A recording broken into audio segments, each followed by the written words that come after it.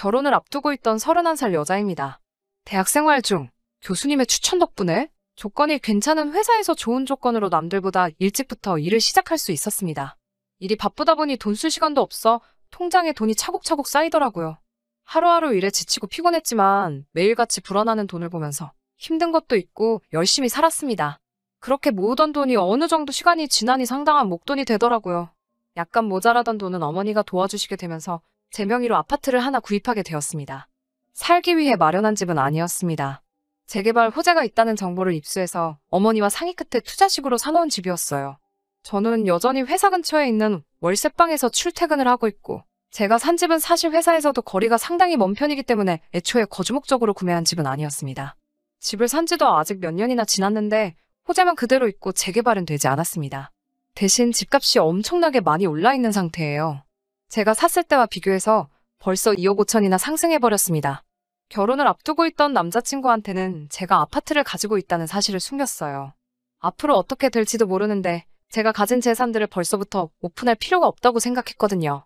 이기적이라고 보실 수도 있겠지만 요즘 안 그래도 결혼 조건 때문에 말이 많다 보니 저도 조심하게 되더라고요. 다행스럽게도 남자친구는 제가 가진 것은 아무것도 보지 않고 오직 저라는 사람 하나만 보고 저에게 청혼을 해왔습니다. 저는 기쁘게 남자친구의 청혼을 받아들였고 남자친구가 결혼 준비를 위해 모아놓은 조건들을 먼저 제게 오픈하고 나서 저도 제가 아파트를 보유하고 있다는 사실을 알려줬습니다. 오히려 남자친구는 제가 제 명의로 아파트를 하나 보유하고 있다는 사실에 부담스러워했어요.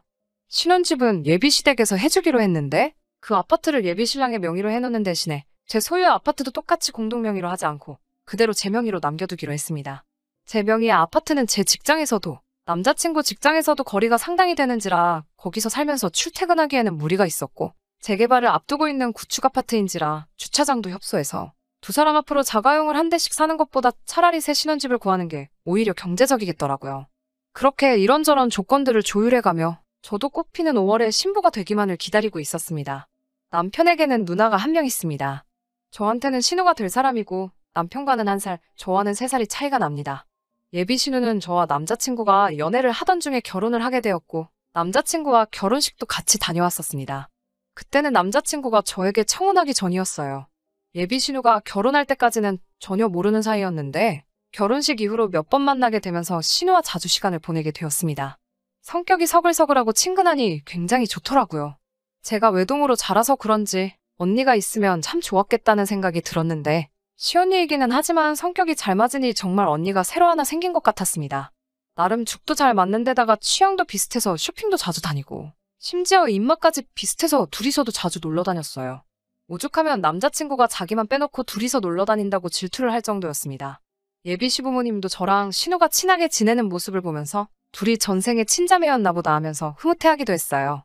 예비 신랑이 저를 서운하게 만드는 날이 있으면 신우가 그놈 자식 버릇을 고쳐주겠다며 파리 안으로 굽는다는 말이 무색하게 항상 제 편을 먼저 들어주고는 했어요. 그런데 저와 예비 신랑의 결혼 이야기가 본격적으로 오고 가기 시작하자 신우가 점점 저를 멀리하기 시작했습니다. 그렇게 친하게 지냈는데 이유도 모르고 멀어지니 신경을 쓰지 않을래도 그럴 수가 없더라고요. 그래서 예비 신랑과 데이트를 하고 있는 중에 혹시 신우가 나에게 서운한 게 있는 건지 알고 있는 것이 없냐고 물어봤어요. 예비 신랑은 무덤덤하게 누나가 우리 결혼식 비용 문제로 조금 불만이 있는 것 같다고 말을 하더라고요. 말인즉슨 시댁 측은 3억을 들여 신축 아파트를 해오는데 저는 혼수만 해온다는 게 마음에 들지 않는다는 것이었어요. 저는 어이가 없었죠. 비록 제 명의로 유지하기는 하지만 제가 가지고 있는 아파트만 해도 5억을 호가하고 있는 상황인데 제가 혼수만 가지고 맨몸으로 시집 오는 거라 생각하고 있다고 하니까요. 예비 신랑은 자기가 이미 알아서 다 설명했다고 하더라고요. 아파트 가져오는 걸로 우리 신혼집 2개는 살 수 있을 정도다. 오히려 우리가 너무 모자라게 가져가는 것이나 마찬가지다라고 설명을 했다고 합니다. 예비 신랑의 설명을 듣고 마음이 놓이긴 했는데 계속 의아했던 부분은 예비 신랑의 설명 정도면 충분히 오해가 풀린 상황인데도 예비 신우가 아직도 저를 의도적으로 피하고 있다는 느낌을 지울 수가 없었다는 부분이었어요. 이렇게 어색하게 있을 바에야 제가 직접 오해를 푸는 게 좋겠다는 생각이 들어서 예비 신우에게 연락을 했습니다. 뭐가 그렇게 꽁에 있는지 이전에 저에게 살갑게 굴던 모습은 온데간데 없이 시큰둥한 목소리로 전화를 받더라고요. 한번 만나자고 말해도 요즘 바빠서 시간이 통 없다는 식으로 저를 만나기를 거절하는 예비 신우를 어르고 달래서 만나기로 했습니다. 저를 앞에다 두고서도 없는 사람인 마냥 시선도 한 번 안 주고 말도 한마디 걸지 않은 채 핸드폰만 보고 있더라고요. 답답한 마음에 제가 오해 풀고 싶어서 먼저 만나자고 했다는 사실을 밝히고 앞뒤 다 자르고 단도직입적으로 신혼집과 제 아파트와 관련된 이야기를 제대로 다시 한번 설명해줬어요. 신우는 그건 이미 들어서 다 알고 있다고 말하면서 아직도 모르겠냐고 아파트를 제 명의로 남겨두는 게 문제라고 하면서 그제서야 저와 대화를 시작했어요. 이미 양가 부모님을 대동한 자리에서 서로 합의하에 결정한 일인데 그게 어떻게 문제가 되느냐고 따져 물었지요.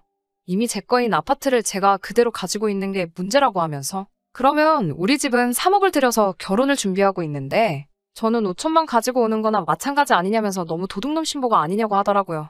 제가 알기로는 예비신우 시집 갔을 때도 남편 쪽에서 전셋집을 해오고 예비신우도 결혼식 비용이나 그런 걸 제외하고 혼수로 3천을 해간 걸로 알고 있었거든요. 그래서 언니와 제가 뭐가 달라서 그게 도둑놈 신보가 될 수 있냐고 말하니 예비신우가 잘 좀 생각해보라면서 말하는데 참 어이가 없었습니다. 자기가 집안의 첫째이고 똑같은 자식인데 자기는 3천밖에 지원받지 못했고 둘째인 예비신랑은 자기가 지원받은 금액의 10배를 지원받는 상황이지 않느냐고요.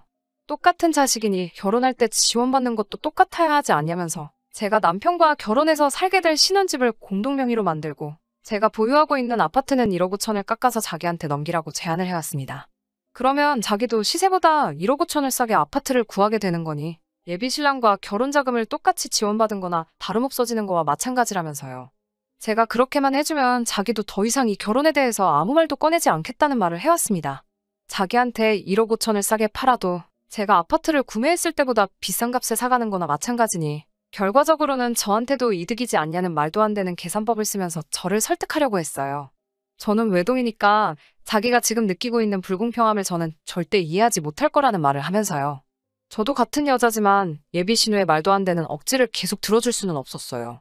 의견이 좀처럼 좁혀지지도 않고 따지고 보면 신우가 계속해서 억지를 부리고 있는 상황이고 이걸 가지고 더 이야기를 해야 할 가치도 없는 것 같아. 이건 이미 양가 어른들의 합의가 끝난 일이고 그렇게 하고 싶은 생각도 없다고 못을 받고 자리에서 일어났습니다.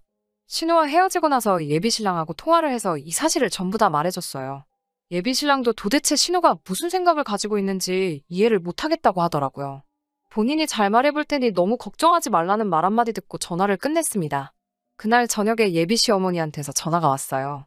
무슨 일로 전화를 하셨나 싶어 전화를 받았는데 대뜸 저한테 신혼집 공동명의로 하고 제 명의 아파트를 신우에게 넘기기로 했다면서? 하고 물어보시더라고요.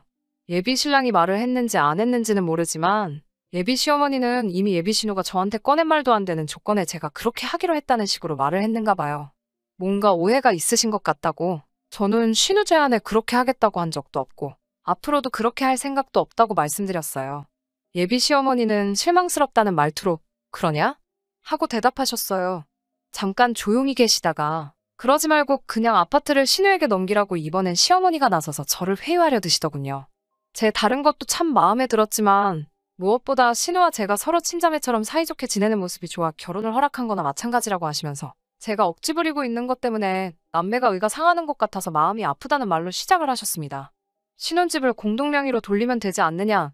그렇게 되면 너도 따지고 보면 손해보는 거 하나도 없는 거고 요즘 경기에 집도 잘 안 나가는데 산다는 사람 있을 때 후딱 넘겨버리는 게 돈 버는 거다. 아파트 판 돈을 내놓으라는 것도 아니고 팔고 난 돈은 전부 네 거 하면 되는 건데 가족끼리 뭐가 아쉬워서 그걸 가지고 치사하게 굴고 그러냐고요.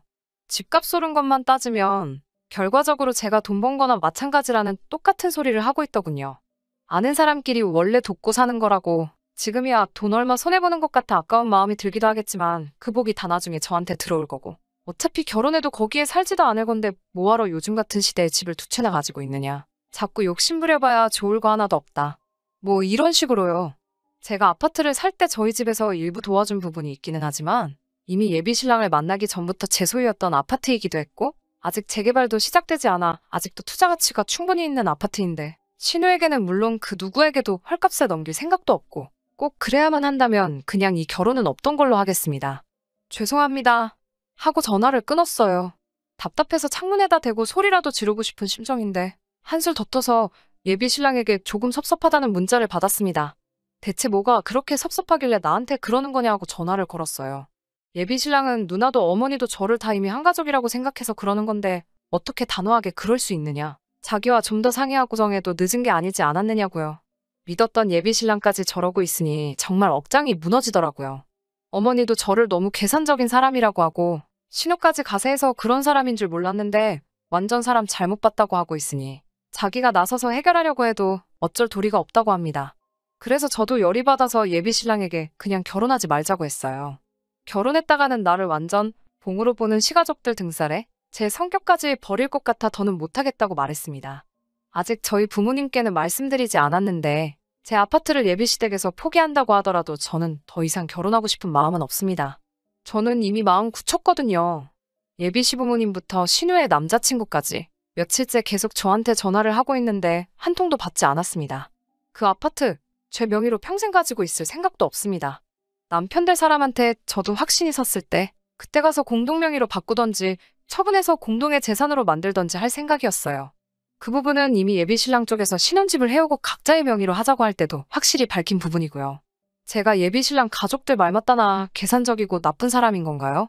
집 하나 가지고 있는 게 유세라고 의수됐던 걸까요? 아파트를 사지 않고 그걸 그냥 현금으로 가지고 있었다면 이런 일이 일어나지도 않았던 걸지 아파트를 가지고 있던 사실이 원망스럽기도 하고 한편으로는 그래도 짧은 기간 동안 저를 친자매처럼 대해줬던 신우가 이 결혼을 파토나게 해줬으니 신우에게 감사해야 할 일인 건지 도무지 갈피가 잡히지를 않네요.